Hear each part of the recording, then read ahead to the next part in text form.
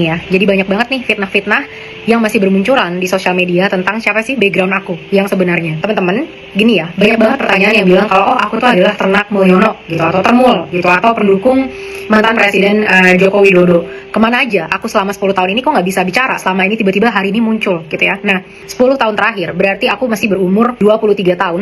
Aku membangun hidup 2 kali di 2 negara yang berbeda. Pertama di Kuala Lumpur, kedua di Denmark. Teman-teman tim debat dari USU yang ngebeliin aku tiket sampai ke Kuala Lumpur, dan sampai Kuala Lumpur aku cuma punya uang 3 juta rupiah, dimana aku bahkan nggak bisa nyewa apartemen sendiri. Jadi selama 10 tahun terakhir, ya aku sibuk membangun hidupku sendiri, karena nggak ada yang bisa aku gantungin, malah justru banyak orang yang bergantung pada aku.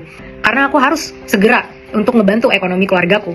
Disitulah aku selama 10 tahun terakhir. Dan justru pertanyaannya adalah, kenapa? Separah apa kondisi negara kita sampai orang-orang yang tadinya nggak ngurusin politik seperti aku, karena aku concern dengan budaya kita dan aku concern dengan kesejahteraan masyarakat, yang dimana aku adalah bagian dari masyarakat-masyarakat yang sulit.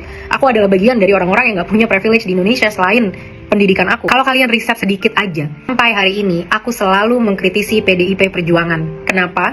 Karena sampai hari ini hanya mereka satu-satunya partai yang tidak memecat karyawannya yang pernah memanggil rakyat jelata. Dan bahkan politikus atau karyawan itu sampai hari ini masih duduk di sana, masih makan uang rakyat. Dan sampai hari ini yang aku kritisi selalu PDIP Perjuangan. Jadi kenapa sih harus selalu yang diserang itu bayangan aku siapa, aku anak siapa, aku istri siapa? Ini juga salah satu budaya yang sangat seksis ya di Indonesia. Coba kalian lihat Ferry Irwandi, Jerome Pauline, Andovi, dan lain sebagainya.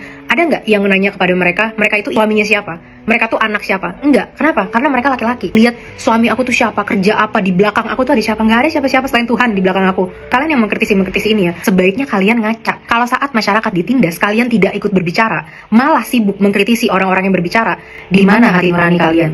Siapa yang sebenarnya kalian ingin bela di sini? Terlalu banyak lah, maksudnya konspirasi yang mengatakan kalau agensi IA lah, LGBT aktivis lah, provokator lah, dan lain sebagainya. Jadi kalau mereka mau menuduh aku adalah antek-anteknya mantan Presiden Jokowi, mereka yang harus membuktikan apa buktinya aku adalah antek-antek dari mantan Presiden Jokowi. Apa buktinya?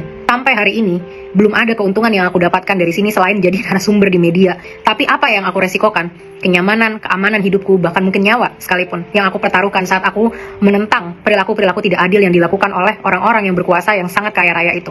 Karena nggak ada gunanya kita debat kalau kita nggak lagi di lomba debat. Yang ada kita mendingan diskusi, menemukan solusi yang terbaik.